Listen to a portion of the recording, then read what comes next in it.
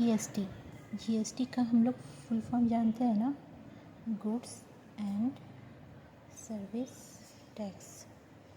ये जो होता है ये क्यों अप्लाई हुआ है, इसके बदले हम लोग सीएसटी देते थे, सेंट्रल सर्विस टैक्स, वैट देते थे, ये सबको हटा के जीएसटी अप्लाई हुआ है। क्यों? क्योंकि हम लोग को अलग अलग नेशन में अलग अलग हर जगह सीएसटी वैट सब देना होता था। तो जीएसटी गवर्नमेंट लाया है ताकि वन नेशन वन टैक्स हो। ठीक है।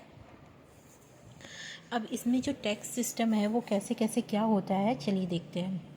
सबसे पहले आता है सीजीएसटी, एसजीएसटी एंड आईजीएसटी। ठीक है। ये सीजीएसटी मतलब होता है सेंट्रल जीएसटी और ये होता है स्टेट जीएसटी। जब कोई कुछ भी हम लोग सप्लाई करते हैं, चाहे वो गुड्स हो या सर्विसेज हो, उसमें सीजीएसटी सेंट्रल को टैक्स देना पड़ता है, एसजीएसटी स्टेट को टैक्स देना पड़ता है। और अगर हम लोग इंट्रा सेल करेंगे, इंट्रा सेल मतलब एक स्टेट के अंदर ही सेल परचेज सारा ट्रांजैक्शन करेंगे, तो ये हो गया इंट्रा सेल।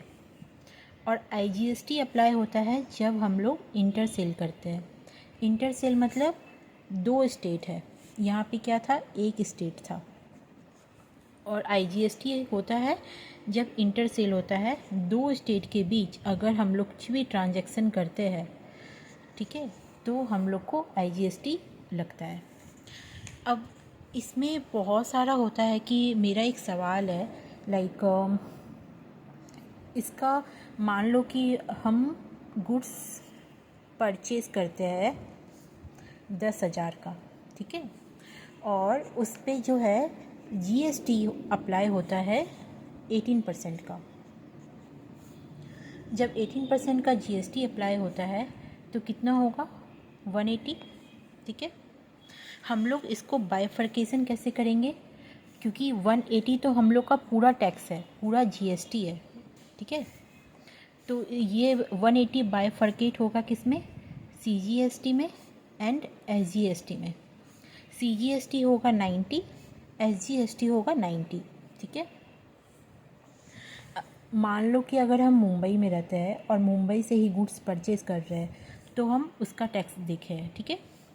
और अगर मान लो हम मुंबई में रहते हैं और गुड्स परचेज़ कर रहे हैं कहाँ से, बेंगलोर से, सेम 10,000 रुपीज़ का गुड्स हम लोग परचेज़ किए, तो टैक्स तो अपना 18% है, एट द रेट ऑफ 18% हम लोग को टैक्स लगेगा, तो 180 टैक्स होगा जो कि जीएसटी है। लेकिन हम लोग रह कहाँ रहे हैं, मुंबई में, और परचेज़ कहाँ से की है, बेंगलोर से, तो हम लोग को टैक्स कौन सा देना पड़ेगा, हम लोग को टैक्स देना पड़ेगा आईजीएसटी। जब दो स्टेट के बीच से कोई भी ट्रांजैक्शन होता है तो उस केस में हम लोग आईजीएसटी पे करते हैं। तो आईजीएसटी में कुछ वैसा बाइफर्केट नहीं करना होता है, लाइक सीजीएसटी या एसजीएसटी में 90 रुपीज़ बाइफर्केट किए हैं। आईजीएसटी में टोटल पूरा 180 लग जाएगा। ठीक है। अब हम लोग ये भी देखे हैं कि जो जीएसटी में होता है, जीएसटी में इनडायरेक्ट टैक्स कहलाता है। इनडायरेक्ट टैक्स क्यों कहलाता है, एक पर्सन है, वो अगर कुछ परचेज़ किया, वही 10,000 का सामान परचेज़ किया और उस पर वो टैक्स दिया 18%, मतलब 180 का टैक्स दिया। किसको दिया, जो गवर्नमेंट है उसको दिया। और यहाँ पे जाके वो यही 10,000 का माल सेल करता है 12,000 में, 20,000 इसको कर दो, 20,000 में, डबल में, एट द रेट ऑफ 18%। तो यहाँ पे इसका टैक्स कितना होगा, 360। जब हम लोग कोई चीज़ परचेज़ करते हैं ना, तो जो भी सप्लायर होता है उसको हम लोग टोटल अमाउंट कितना देंगे, जैसे 10,000 का माल परचेज़ किए जिसमें से 180 टैक्स है, तो हम लोग उसको इतना पैसा देंगे, 1180 रुपीज़ देंगे परचेज़ करने के लिए। मान लो कि हम कुछ स्टेशनरी ही परचेज़ किए, स्टेशनरी का कुछ पेन पेंसिल परचेज़ करने के लिए हम उसको 10,180 रुपीज़ दिए, 180 रुपीज़ दिए। अब उसको हम सेल किए, कहाँ पे हम सेल किए, लाइक मान लो कि हम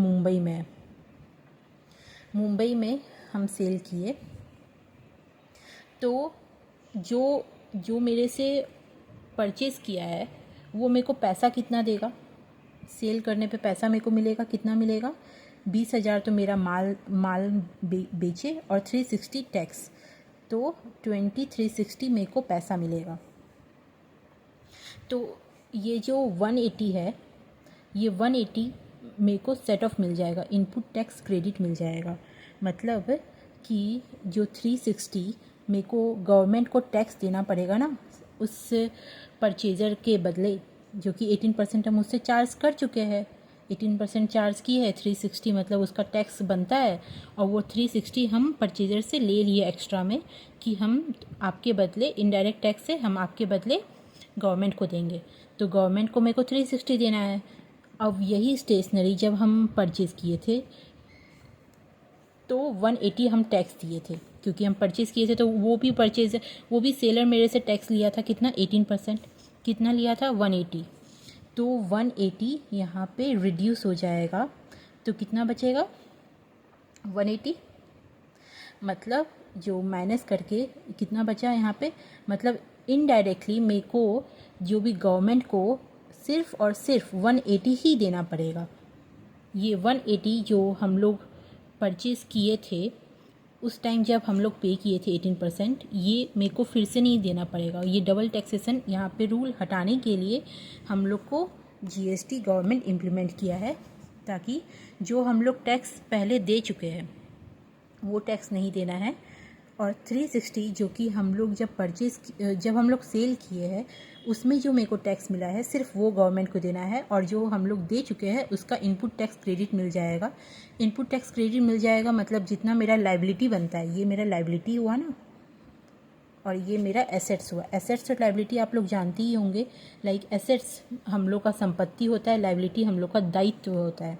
तो दायित्व मतलब 360 हम लोग को गवर्नमेंट को देना है, तो 360 गवर्नमेंट को देना है, और 180 हम लोग का एसेट्स से बन गया था उस समय जब हम लोग टैक्स दिए थे, तो ये एसेट्स माइनस हो जाएगा लायबिलिटी से, तो हम लोग का टोटल लायबिलिटी, अल्टीमेट लायबिलिटी कितना बना 180 का, तो 180 हम लोग गवर्नमेंट को देंगे। यहाँ तक आपको समझ में आया? एक बार आप फिर से चेक कर लीजिए। लाइक समरी है, GST goods and service tax, CST, VAT, ये जो भी इनडायरेक्ट टैक्स था वो सबको हटा के गवर्नमेंट सीजीएसटी लाया। सीजीएसटी मतलब होता है वन टैक्स वन नेशन। इसमें 3 टैक्स होता है, तीनों में होता है, सीजीएसटी में, एसजीएसटी में और आईजीएसटी में। सीजीएसटी और एसजीएसटी लगता है इंट्रा सेल में जब हम लोग सेम स्टेट में सेल करेंगे। आईजीएसटी लगता है इंटर सेल में जब हम लोग एक और दूसरा स्टेट मतलब 1 और 2 स्टेट या 2 और मोर स्टेट में सेल करेंगे। लाइक गुड्स परचेज़ करते हैं तो हम लोग का 18% जीएसटी देते हैं, ये हम लोग का एसेट्स हो जाएगा क्योंकि हम लोग गुड्स परचेज़ किए हैं और हम लोग टैक्स उसको दे दिए हैं। जब हम लोग गुड्स सेल करेंगे तो हम लोग को 18% जो टैक्स है वो सब ये कस्टमर से लेना होगा, तो वो मेरा लायबिलिटी बन जाएगा, और वो लायबिलिटी मेरे जो हम लोग एसेट्स था मेरा 180 जो हम परचेज़ करते समय टैक्स दिए उससे रिड्यूस हो जाएगा। मतलब टोटल इनडायरेक्टली गवर्नमेंट को 180 देना पड़ेगा, सिर्फ और सिर्फ 180, 360 नहीं 180 देना पड़ेगा। Okay, and for more such videos and if you find this video interesting then please subscribe my channel.